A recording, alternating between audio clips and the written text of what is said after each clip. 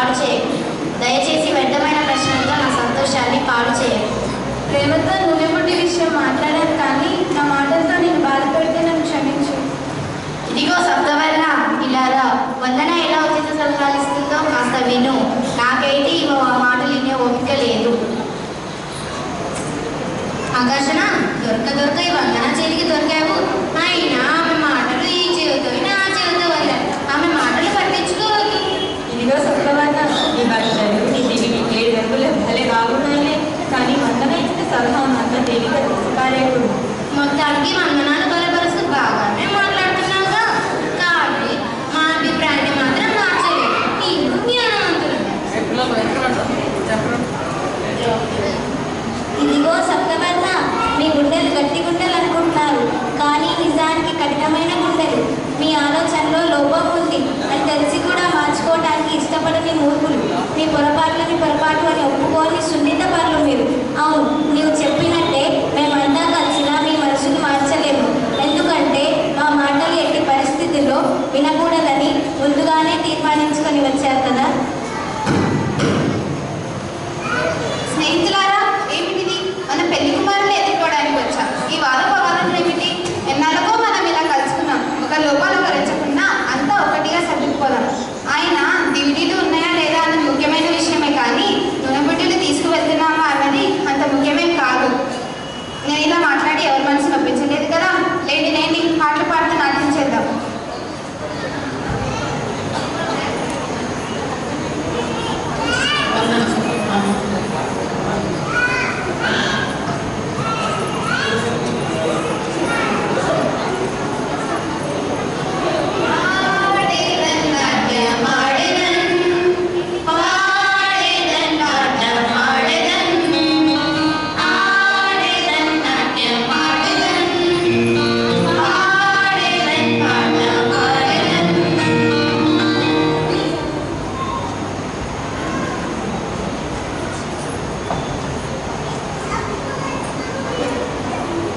ఆహా, ఆటపాటలతో అందరూ అలసిపోయారా?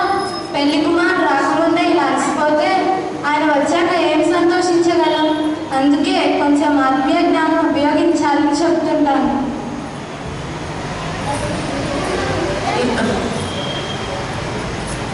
చూడండి, మేము ముందు జాగ్రత్తగా అదనంగా నూనెను బుడ్డిలో తీసుకుని వచ్చాము. మీరు అలా చెయ్యలేదు. ఉండే గుర్తించే సమస్యలన్నీ కప్పిపుచ్చే వాటికంటే వాటికి సమయం ఉన్నప్పుడే పరిష్కరించుకుంటే మంచిది కదా. వందన మాటలు వింటుంటే నిజమే అనిపిస్తుంది.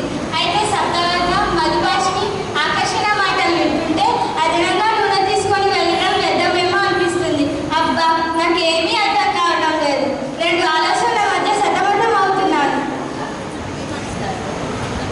అయ్యో విమనస్క, నీవు మానసిక అనారోగ్యంతో ఉన్నట్టున్నావు.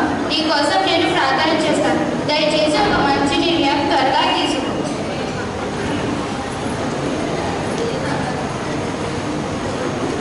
నీ ప్రసంగాన్ని కొంచెం ఆపుతావా?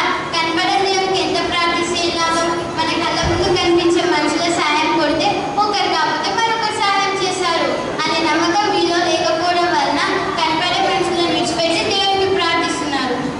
మీరంతా ప్రత్యేకంగా ఉంటారు. మీలాంటి వారితో తప్ప మరెవరితో కలవరు. కాబట్టి మీరు కష్టాల పాలవుతే మిమ్మల్ని ఆదుకోవడానికి ముందుకు ఎవరూ రారు. ఇదిగో లోకప్రియ, మీరు ఈ లోకాన్ని అధికంగా ప్రేమించడం వల్ల ఇట్లా మాట్లాడుతున్నావు. మా సలహా, మా ఆలోచన నీకు నచ్చడం లేదు. సరే, ఎవరికి నచ్చినట్టు వారి నిర్ణయాలు తీసుకోండి. సర్లే పోండి, ఎవరికో తెలుసుకున్నాం. అంతలో పెళ్లి కుమారుని ధ్వని వినపడుతుంది.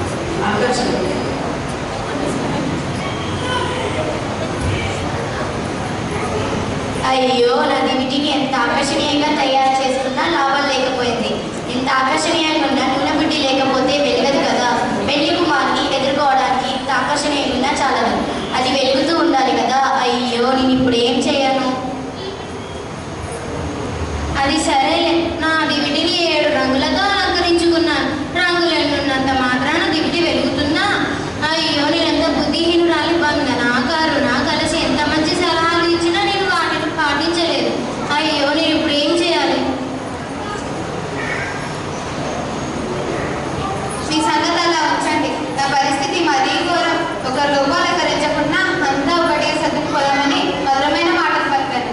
అయ్యో, ఎంత బుద్ధిహీనంగా ప్రవర్తించాను. మీ అందరికంటే నా పరిస్థితి మరీ ఘోరం. ప్రతి విషయానికి రెండు మనసుల మధ్య తడబడే దుర్మనస్కురాలను. ఈ మానసిక రోగం నుండి విడుదల పొంది సరైన నిర్ణయాలు తీసుకోవాలంటే దేవుని సన్నిధిలో ప్రార్థించాలని పద్మ ముందుగానే చెప్పింది. ఆమె చెప్పినట్టుగానే జరిగింది. అప్పుడు కొంచెం ఆమె మాట విని ఉంటే ఎంత బాగుండేది. ఇప్పుడు మాత్రం బాధపడితే ఏం ప్రయోజనం? ఆకర్షణ, శబ్దవర్ణ, మధుభాషిణి, ద్విమనస్క, మీరంతా ఎందుకు ఇంత బాధపడుతున్నారు? ఎంతో ప్రేమ నేర్చుకున్న లోకమంతా మన ముందుంది. కాబట్టి దివిటీలు వెలిగించుకోవడానికి నూనెను ఎవరిని అడిగినా ఇస్తారు. లోకంలో స్నేహితులంతా మన మనుషులే. కాబట్టి మీరు ప్రశాంతంగా ఇక్కడే కూర్చోండి. నేను ఎలాగో అలా వెళ్ళి నూనెను సంపాదించుకొని వస్తాను. లోకప్రియ, ఆకు. రాత్రివేళ ఏ ప్రమాదమైనా జరగవచ్చు. నాకు మరో ఆలోచన వస్తుంది. నీ మాటలు వింటుంటే ఏదో ఒక ధైర్యం కలుగుతుంది. ఈ సమయంలో నువ్వు తప్ప నూనె సంపాదించుకునే ప్రయత్నం ఎవరూ చేయలేరు. నూనె సంపాదించుకొనిరా. అయ్యో ద్విమనస్క, నీ వల్ల నాకు పిచ్చి పెట్టేటట్టుంది. ఇప్పుడే వెళ్ళొద్దు అని అన్నావు, ఇంతలోనే వెళ్ళు అని అంటున్నావు. నీవు అలా పక్కన ఉండు. స్నేహితులారా, నేనెవరినైనా అడిగి నూనెను తీసుకొని రావాలా వద్దా? సరిగ్గా చెప్పండి. లోకప్రియ, కొంచెం సహించుకో. ఇలాంటి సమయంలో మనం ఒకరినొకరిని తిట్టుకోవడం, నిందించుకోవడం మంచిది కాదు. నేను మధురంగా మాట్లాడతాను కాబట్టి నా మాటలతో చాతుర్యంతో పని జరిగిస్తాను. అదనంగా నూనె తెచ్చుకున్న వారిని అడిగి మన దివిటీలు నింపుకుందాం. పెళ్లి కుమారుతో విందు గృహంలోకి వెళ్దాం. మధుభాషిణి, ఇంకా ఆలస్యం దేనికి? నీ మాటలతో వెళ్ళి వాళ్ళ దగ్గర ఉన్న నూనెను సంపాదించుకొని రా. నీకు శుభం కలుగును గాక. నా మీద మీరు ఉంచిన నమ్మకాన్ని బట్టి కృతజ్ఞతలు. నేను వారి దగ్గరికి వెళ్తాను. అవసరమైతే సైగ చేస్తాను. అప్పుడు రండి, సరేనా? సరే.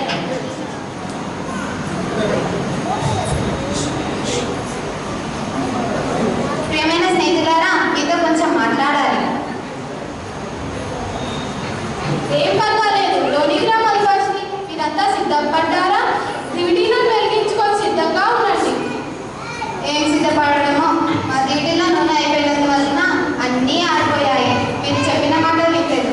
అదనంగా నూనె తెచ్చుకున్నందుకు సిగ్గుపడుతున్నాం. మీరు తెచ్చుకున్న అదనపు నూనెను మాకు ఇస్తే మా దివిటీలు వెలిగించుకుంటాం. మధుభాషిణి, ఇది దైవజ్ఞానం అనిపించుకోదు. ఇప్పుడు సమయం మించిపోయింది. మేము తెచ్చుకున్న నూనె మాకు మీకు సరిపోలేదు. మీరు ఊరిలోనికి వెళ్ళి మీ నూనె కొనుక్కొని రండి. దయచేసి కొంచెం నూనె ఇవ్వండి. మీకు సరిపోదేమో.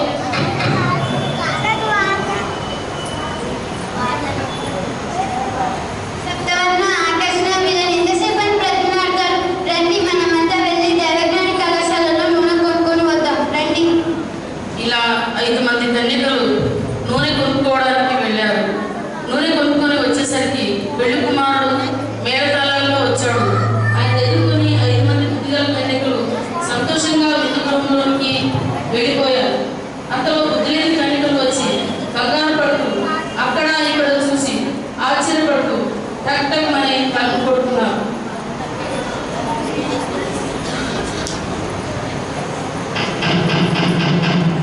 అయ్యయ్యో పెళ్లి కుమారుడా, నీకు ఎంత ఆకర్షణీయమైన దాన్ని, దయచేసి లోపలికి రానివ్వండి.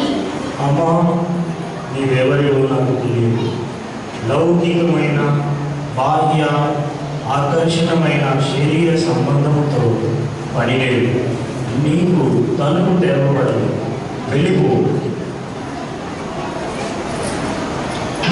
అయ్యో పెళ్లి కుమారుడు, నేను సప్తవర్గ వారం నుంచి వచ్చాను. నాకు తలుపు తెరవండి.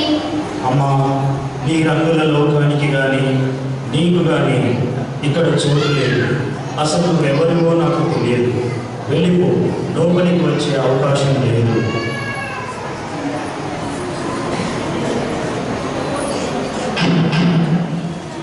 వద్దులక సుందరుడా, దయదాక్షిణ్యం గురుడా, ప్రేమ వాత్సల్య చూపే ఓ కరుణ కటాక్షం కలిగిన దివ్యవరుడా, దయచేసి నాకైనా తలుపు తీయవా?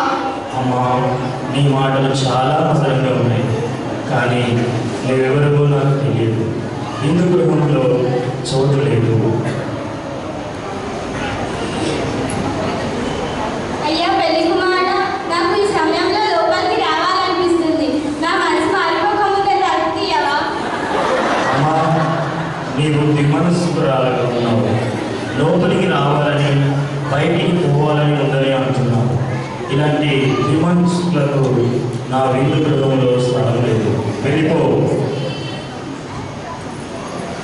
అయ్యా పెళ్లి కుమారుడ, నేను లోకప్రియును. లోకంలో ఉన్న సమస్తం కంటే నీవే గొప్పవాడమని నాకు ఇప్పుడే అర్థమైంది.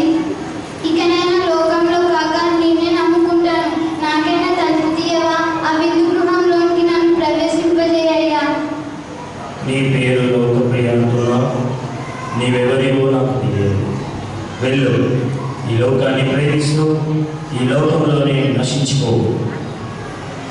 ఈ 10 మంది కన్యకలను చూశారు కదా. మనం కూడా ఈ బుద్ధి లేని కన్యకలలో ఉంటే ఇప్పుడే యేసయ్యను మన హృదయంలోకి ఆహ్వానించి రక్షణ భాగ్యాన్ని, పరిశుద్ధాత్మను, నూనెను